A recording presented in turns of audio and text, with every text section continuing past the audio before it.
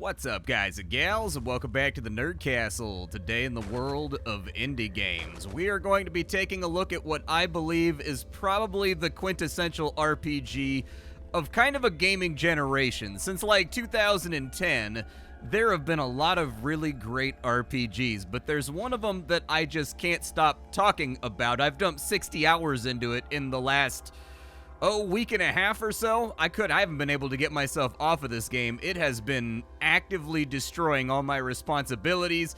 I've been putting off doing things and avoiding doing other things in order to play it a little bit more, get a couple hours in, I die, I go again. That game is called Caves of Qud, and we've covered it in the past. But if you've never seen Caves of Qud before, make no mistake, this is my highest recommendation as far as Steam games go. This game has rapidly elevated itself. It is the brainchild of a guy named Brian Bucklew, who developed a title called Sproggywood in order to finance this game, which is the game that he wanted to make all that time. And we've ended up with one of the best sort of 80s-inspired mutant freak world, adventurous, open-world RPGs that I think gaming has really ever seen. It's hard for me to not gush about this game because honestly what they've accomplished here is a triumph. So for the next 30 minutes or so, we're going to be playing Caves of Qud. I'm going to be talking to you about why I think this is one of the best RPGs ever made and why it's a no-brainer. If you're into RPGs, you should absolutely check this out.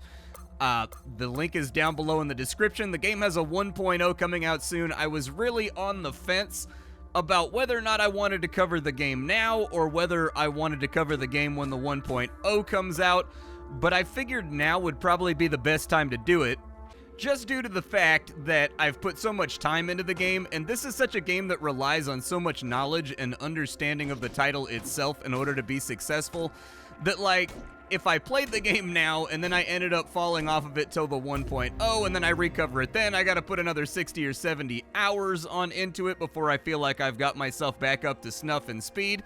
So we're gonna do it here today. Links are down below if you wanted to check those out. I've got them available for you. You'll also find links to other things down there that are associated with the Nerd Castle, where every single day I give you my first impressions of video games that I've been enjoying or otherwise playing in my free time. But let's dive straight on in. So what I talked about earlier, what is Caves of Qud?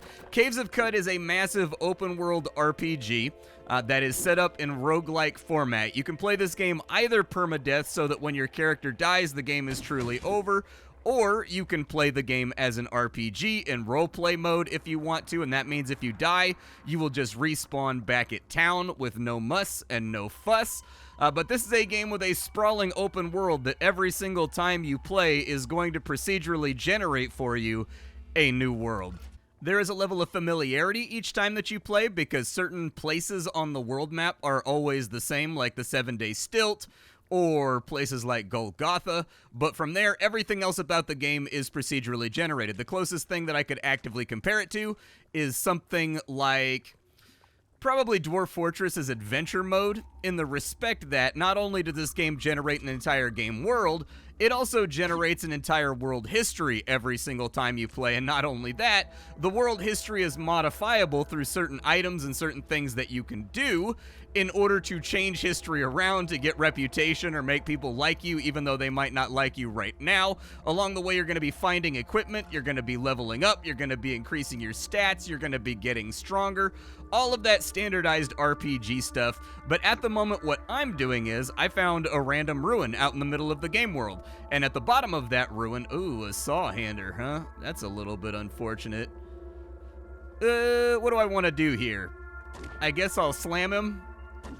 Hey, we killed him without him getting an attack off. The reason why that saw-hander right there is incredibly dangerous, that mob that I just killed, is that's one of the very few mobs in the entire game that can cut off your limbs. This is particularly bad because at the moment, I am playing a mutant, I'm playing a mutant centaur that has like 5 arms and has a face on one of my hands, And so anyways, I have lots of limbs for him to chop off, and since my entire build revolves around having a lot of limbs and getting a lot of attacks every single turn, getting a limb cut off would be an incredibly terrible thing for me.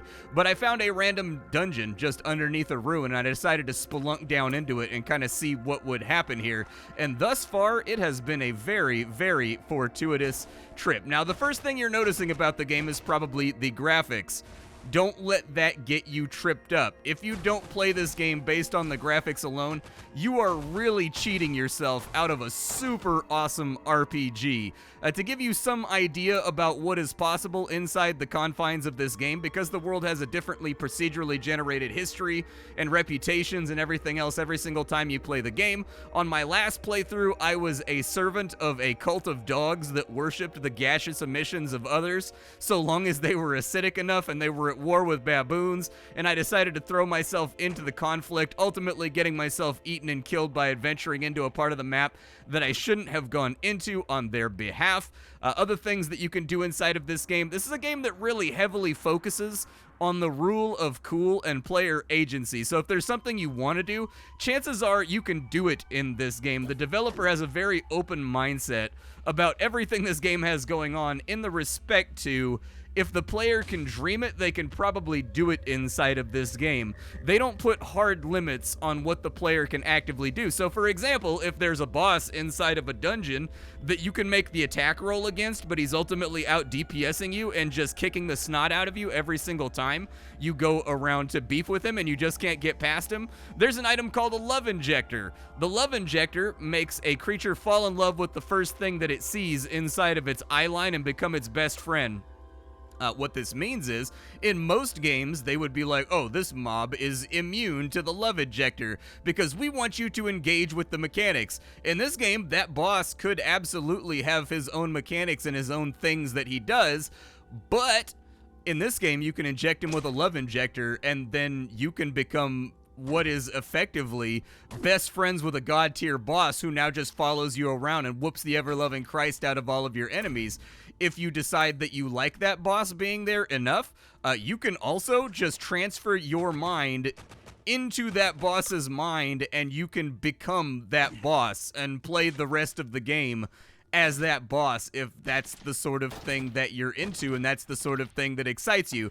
And that's just the tip of the iceberg for the amount of freedom that this game is going to afford you when you start playing it. Ow, dude.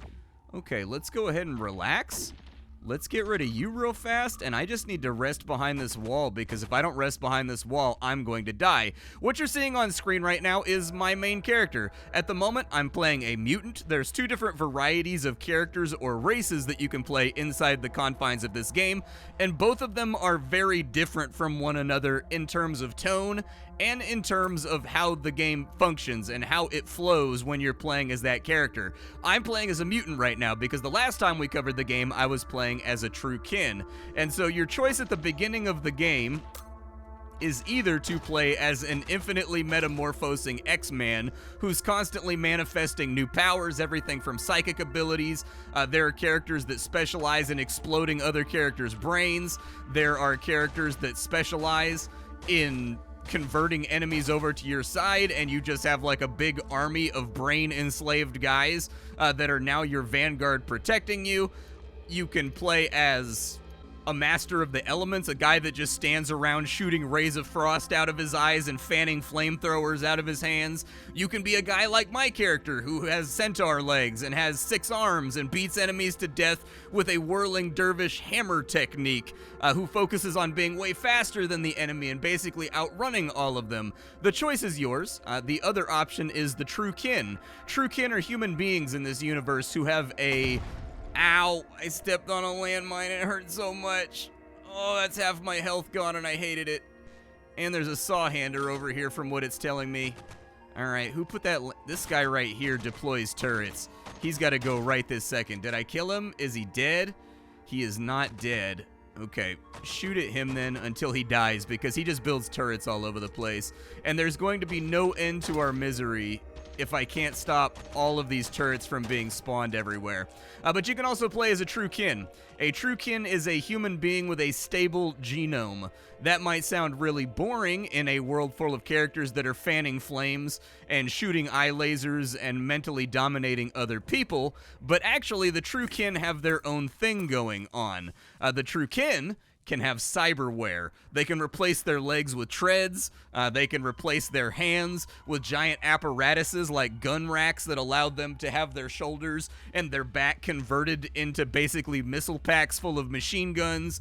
They can have skin that cools them off and heats them up depending on what they need to increase their resistances. They can get springy, spring-loaded legs that allow them to launch themselves across the entire map.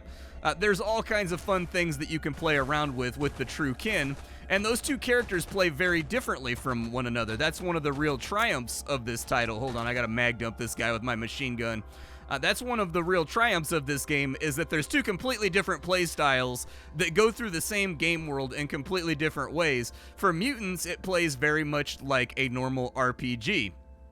You fight enemies, you level up, you get stronger, all that kind of stuff. When you're playing as the true kin, you are actively trying to find currency so that you can go to cyberware terminals and you can use those to upgrade yourself and get stronger, and then from there you've got to find the cyberware yourself. It's a much slower gameplay style when you're playing as the true kin, but also very, very adventurous. Oh, this is water right here. Very nice. I don't know what my weight looks like, but I'm going to gather up all this water. So in this game, water is currency. This is a game world where it's post-apocalyptic. So what has happened inside this, what is that thing, a mercurial? I don't know if I've ever seen one of those before. I mean, it doesn't look like he hurt. Oh my god, what just happened? Okay, so he teleported. Gotcha. Oh, alright, so he teleported to a new position to, like, open fire on me. Gotcha. We're going to have to move through cover to get after this guy then. He's wily. Where did he go? We might want to try to kill him with ranged weapons. Might be easier. Especially if he teleports every single time we hit him. Yeah. He's got a cool name template. If you look over at the list on the right of events that have happened, that means that he's special in some way. He doesn't hit that hard.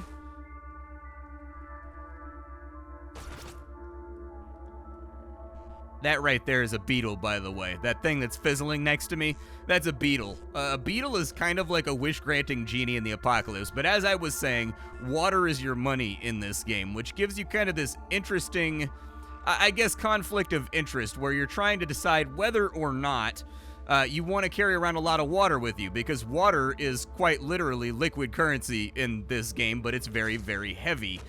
So it's difficult to carry a lot of it around. This acts as kind of like a control on the economy, and it makes trade items that are very light, but very valuable. Ooh. A dervish of the sightless way. I don't know if we can take him. And one of the age-old rules of Caves of Qud is that you can't handle it, run the hell away.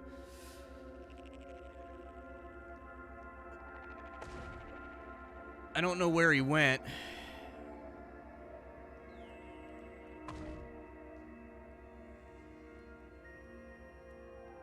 But there's some kind of weird stuff happening here. So we've got addling urchins.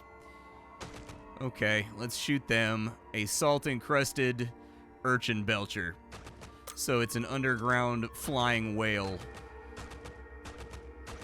that farts urchins that unleash sleep gas. Gotcha. They are worth a lot of XP though, so it's kind of worth it to go after them. Let's wait up here for a second and we'll see if they clear on out. I'm getting a lot of XP from fighting those things, but my general experience with this game is that if I'm gaining a lot of XP, it usually means that I'm about to die catastrophically, because XP is not meant to come in that fast in Caves of Qud. So I don't know what this guy's gonna do. He's going to get one-shotted, apparently. I was terrified of that guy because I think like a week ago, one of those guys one-shotted me the second I came down the stairs. He does have some decent loot on him. He's got a plastifer jerkin. He's got a fullerite two-handed axe, which is absolutely insane. That's like a tier 5 weapon. So we'll take that right there. My character is proficient. with axes, and is also, I'm focused on warhammers right now because I thought it would be super funny to make an uber bonk build where I've got like 6 arms, each one wielding a hammer that's like bunk, bunk, bunk, bunk, bunk, bunk, bunk, bunk every single turn, focusing on multi-wielding effectively. But in the case of this two-handed battle axe right here, it is absurdly strong. I think psionic means that it uses my ego instead of my strength as a stat for hits or for penetration though. So actually that's not going to be that useful to us. We'll just use it as a trade good. Let's keep looking around and seeing what's going on here. There are cities and other places to adventure all over the map in this game. In case you were wondering, there are not only Caves of Qud, there are locations that will always be static where you can drop off your equipment, and there's like 5 or 6 different starts to the game. So one of them is the canon start that gives you like the storyline quest that everybody expects. That's the one that I'm playing right now, but I have played around with a bunch of the other starts that put you inside of just like a procedural village somewhere in the post-apocalypse, and then you start from there. Those are also very fun. And the game will also set you up with the quests you need in order to procedurally arrive at the terminus of the main storyline, regardless of the start that you take. So it's really up to you. It's really just for flavor, but I have found the flavoring to be quite savory. There's another one over here. Okay, well, he died easy enough. What does he have? A psionic fullerite dagger. I'll take it just because it'll sell for a lot of money, but my weight is getting kind of... Ooh. I don't know if I like what's happening here. I am very, very fast, though, because of my 4 legs being a centaur. So one of the nice things about my current build is that I can outrun and kite just about anything with a machine gun. And look at that, I gave my character a machine gun for precisely that reason, so that I can just, like, run backwards while machine gunning at my enemy if my melee shtick doesn't work. That's the level of freedom that this game's going to afford you.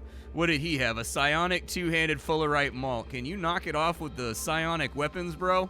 So I was really excited to get your loot, but thus far, all of your loot is completely and totally useless to me, man. Like, it'll sell for a lot of money. Ooh, oozes. Don't like that either. And unfortunately, I'm on a little bit of a loot hunt right now. I need mechanical wings. So one of the big goals in Caves of Qud is to achieve flight. You definitely want to achieve flight at some point during the course of this game, because there's a lot of threats that are just flatly mitigated by you having the ability to fly. Most melee enemies that are terrestrial bound, they can't hit you while you're up in the air. And so, like, I'm trying to save up right now and make enough money, so I guess the good loot will probably help out with that. But if you want, oh yeah, you can burrow through the walls too. You see all these walls? Walls in Caves of Qud are kind of like a suggestion. They're not really like a hard geographical marker. One of the evolutions you can get as a mutant is that you can get burrowing claws, which allow you to dig through the walls and basically do whatever you want and treat the entire game world as kind of like an optional thing that you don't have to deal with. I don't know if I can like hurt that guy. He's just like blinking away from danger over and over and over again, so I think he's just trying to be annoying. Let's go ahead and let's show you the game map, because I'm actually full up on loot right now. This is all the gear that I have on me at the moment. This game's itemization is utterly insane. We picked up a whole bunch of artifacts while we were in here, so I got 10 high explosive missiles. It looks like I got a chem cell, which is basically just a battery. I got a ganglionic teleprojector, which is an item that I've never seen before. Let's see what it does. The teleprojector is a fluted visor, a fused tungsten filament, 2 antennae coil out of the temples. I guess the game isn't really going to tell us what it does, but it has a power cell inside of it. So that's one of those items I would have to go to the wiki and figure out what it does. The entire game is wrapped up in sort of like this pseudo-techno mysticism, and so sometimes even when you identify an object, you're not exactly going to know what it does till you play around with it and give it a try. Because once again, this is a post-apocalyptic world thousands of years after all of the water turned into salt water, and society has just continued existing after the fall with mutants and all that kind of stuff around. I think the fastest way to get out of this dungeon is just going to be to use a teleporter. I have recoilers over here, so I'm going to go ahead and install a battery inside my recoiler, and we will teleport back to good old Joppa. If you're a new player of this game, this is probably going to be the first place that you see when you first zone on in. It is a water vine farming place because there is no water that is fresh anymore. Only one plant provides water, and it's called water vine, and so everybody farms the hell out of it. And it's the main water source and food source for, like, most people inside of this universe. And there are other things that people farm, like star apples, but there's a lot of lore that goes into this game. But what I need to do is I need to sell off some of my stuff right now to make some money. Now that I've handled all my managerial tasks, let's take you on out to the game world so you can actually see the breadth of this game world. So this is the game world right here. This is the world of Qud. Every single one of these tiles right here that you see me walking on or clicking on, I'll zoom in a little bit so you can see a little bit better. Each one of these squares right here is a 3x3 grid of fully fledged locations that could have ruins inside of them, they could have treasure inside of them, they could have a horrible dismembering death inside of them. You never exactly know what you're walking into inside Caves of Qud, but there's easy areas, there's hard areas, and then there's this over here. Little word of advice from somebody with like 200 hours in Caves of Qud. As a new player, never go into this area unless you're capable of flight. If you can't fly, you should not be inside the Rainbow Forest. It is a terrible place where nothing good will befall you. Right now I have a quest to go up to this location, Golgotha, which is kind of like an early mid-game task, I guess. Golgotha is a nightmare, though, because when you go over there to do the quest, you almost always get a terrible, debilitating disease from the random monsters inside of there, which is why I'm trying to achieve flight before I go in there, because I'd rather avoid that experience. Diseases in this game are a huge pain. They are nasty. It's things like your tongue rotting out of your face, or you'll grow like 1,000 tongues that all speak in whispers and eldritch magic and will tell you where secrets are, but everybody's kind of wary of you. You can grow a set of gills on your elbow. You can turn your arms into giant patches of wax that weep everywhere that you can beat people to death with. But curing a disease in this game is a huge, like, 8-hour undertaking. It takes forever to fix a disease in this game if you're trying to do it without a few specific methods to instantly cure it. If you're trying to do it the right way, I guess, or you're trying to do it the old-fashioned way via apothecaries and tinctures, it's a huge pain in the ass. There are other locations. As you inspect things and as you learn the game world and the procedural history that it's given you, you will unlock special locations like the embassies of Ekimrimu or this place right here, Tabamish. These are places that have guaranteed rad loot all the way down at the bottom of them, but they tend to be kind of deadly, so you gotta watch yourself while you're out and about. For right now, I don't actually know what I want to do next. I have a quest to go hunt in goat villages. I'm looking for a very specific... Oh, we found some ruins. We found the 14th ovoid Tarsashon. Sure, let's go have a look at the Tarsashon and see if there's anything over here that makes us happy. Mag dump them with my gun real fast, and hey, we've lit up level 19 by dumping ridiculous amounts of bullets at the enemy. Character customization in this game is very, very powerful. So you've got 6 attributes, everything from strength to ego. These are going to dictate how good you are at doing various things. Level 3, 9, 15, and 21, you're going to get an attribute point that you can assign. At level 6, 12, 18, 24, all of your stats go up by 1 so that your character is always getting stronger. These are the mutations that I have at the moment. I have a turtle carapace, which is providing all of my armor. I'm double muscled, which means I have double the muscles of everybody else, so I get strength and a chance to daze enemies and slow them when I hit them. I've got multiple arms, so I have 5 arms right now, and each arm has a 22% chance to attack every single time that I attack, but that stacks with my multi-wielding, dual-wielding skill, so I actually have like a 60% chance. I've got thick fur, so I look like a monkey. That gives me a bunch of cold resistance, and it makes monkeys like me, and bears like me a little bit more, and baboons like me a little bit more. I've got centaur legs. These allow me to move very quickly and carry more loot. I've got spider spinnerets. I didn't really want that one. I was just taking random mutations to make more arms grow, and I ended up getting that, so I'm not planning on putting any points into it. But from there, you also have skills. This game is positively full of skills. I'll fold them all up right now so that you can see what they look like. And these are all your weapon proficiencies. These are your social proficiencies. These are everything from gymnastics to dual wielding to beating people to death with clubs to cooking to creating and tinkering and crafting to shield wielding. You name it, and it's probably inside of here. As of right now, I've taken the bare basics of what every character is expected to have, so like a little bit of navigation, some combat skills. My main focus has been multi-weapon fighting right now. At the moment, I can boost my multi-attack up to like 70% chance with each arm, which would probably be a good idea. So let's go ahead and get that. That should be a pretty considerable DPS increase for me as a character. I would also like to have some rifle skills, so I'm going to go ahead and buy those. So now I will be much more accurate with rifles instead of spraying and praying. There's a lot of different guns in this game, everything from missile launchers to flamethrowers to laser cannons to Gatling guns to pistols to you name it. The game has it. The itemization in this game is utterly absurd, and there are a lot of things that you can do inside of it. From there, I did want to work on my tinkering, and I'll probably take like tinkering level 1.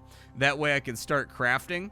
I can get a scaled item mod. I guess I'll take that. I was hoping we would get something like flaming, or we would get something like electrical so that I could start modding my weapons and making them even more powerful by making them all battery-powered murder machines. But for right now, we can't really do that. Trinket inside that chest right there. These right here are explosive orbs. There's going to be that thing right there, this little flower thing right here. It spits those out, and they're basically floating hand grenades that seek out anything that's warm. And so we're going to want to watch out for that. It looks like we've got a couple of adventurers over here that are no threat to us. They're just adventuring inside the same area. Those are AI. This game doesn't have any multiplayer component, but every time I bring up the fact that there's other like adventurers on the map or whatever, I've got to clarify, so it is what it is. Maybe we'll find some stairs down inside this ruin. That would make things really nice. There is interfaction fighting in this game. Every single creature in this game has reputation towards every other single type of creature in the game, which means that you can zone into massive sprawling brawls that are eating up the entire map. We got that treasure chest over there. Doesn't look like... Oh, there was a mimic pretending to be a tree right there. It's okay, I beat him to death. There was nothing inside this area that was pertinent, but it will be marked on the map from now on. We could just wander around. Maybe I'll go to some city ruins, and we'll see what happens inside the ruins of the old towers. These will be good XP anyways while we're over here. We've got a slumbering Hulk. That's basically a sleeping super bear. But I'm so strong that I can kill him, so it doesn't really matter. Those things kill a lot of noob characters in this game. My advice is don't wake them up until you have 10 armor value and a decent amount of DPS. By pressing the 0 key on my numpad, I'm auto-exploring right now. That's why I'm moving around so quickly. Auto-explore is going to save you a lot of carpal tunnel in this game. Ooh, nice. We got some plastifer gloves. We got 2 glow spheres right there and a salve injector. Salve injectors are fantastic because they're effectively regeneration potions. There's not a whole lot of ways in this game to get your HP back very, very rapidly. Salve injectors are one of them, and so I go out of my way to purchase every single salve injector that I can possibly find. What we're fighting right now on the screen is an electric snail.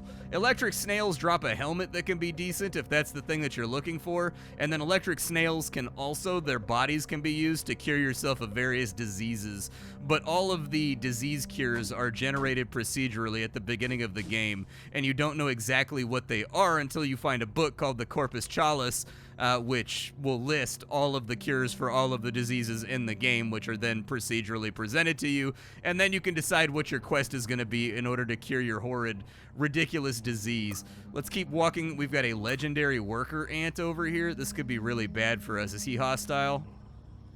The algal fly is indeed hostile. Okay, we've got a lot of ants over here. All of whom are... Oh, they're flying ants. That's unfortunate. That means I can't hit them because, as I said, I don't have flight, which means my only way of killing off all these creatures over here is with my machine gun. And so we're just going to sit back and Rambo them all down. Just kind of wildly spray firearms in a direction until I feel like I'm safe. I don't know if these ants are spawning. There are a lot of them, though. I have like 50% heat resist, so it shouldn't matter too much that we're on fire right now.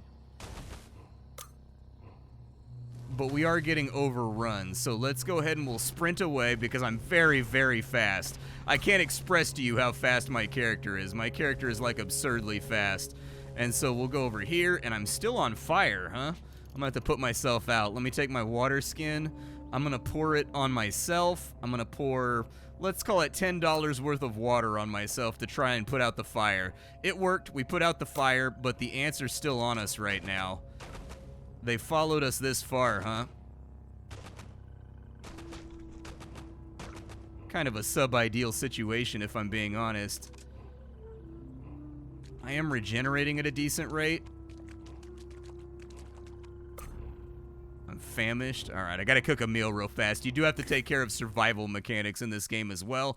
Luckily, my character is an accomplished cook, which means that I can give myself massive buffs with the various meals that I've found around, so I just buffed my HP by 15%. This part of the city may be inaccessible to us. I have really good resistances, and I have really good armor, but them all being flying and also being able to light me on fire is suboptimal. Like, we are in a decent position for the challenge that we're trying to undertake right now. I'm just gonna hold cover behind this building right here. We'll keep just firing bullets at everything. Don't worry about my ammo. I've got thousands and thousands of bullets on me. We're also getting a ton of XP for this, which is one of the reasons why oh, acid, huh? Okay, that's bad. We don't want them to do an acid cloud. Acid clouds can eat off your gear. As you can see, it's destroying all the trees and everything all around. It looks like we have activated the hive. They are big time on us right now.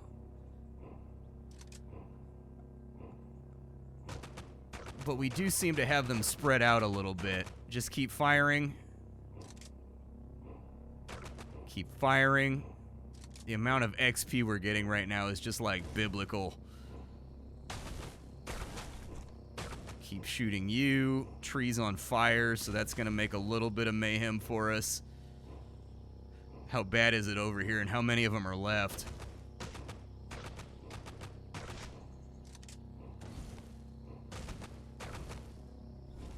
I would hazard a guess that we're getting there. We're not quite there yet, but we are making a dent in the severe volume of these dudes that are in the area. 111 bullets right there on the ground.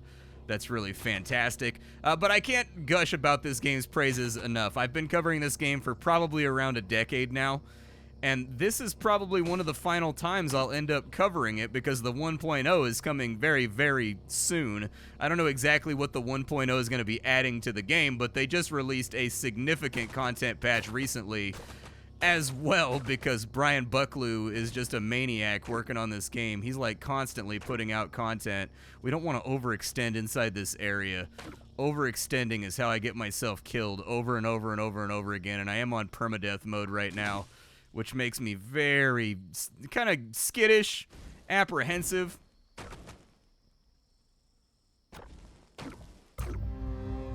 Yeah, a level up is not really going to be that helpful. These guys are all flying, so I'm just going to run through the acid because I'm faster than they are.